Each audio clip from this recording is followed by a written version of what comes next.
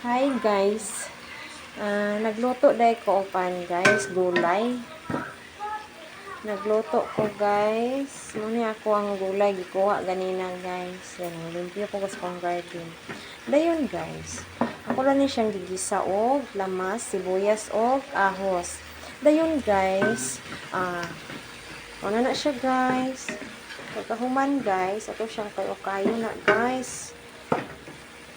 Ay una ni guys naglamas pagkahuman ilunod ang gulay after ana guys ukay pagkahuman guys tuan na dayong butangan og tuyo tuyo guys itong butangan tuyo gamay guys gamay lang guys itong butangan og tuyo karon siya lami kana siya guys ano lang po guys kana tuyo lang akong gibutang guys.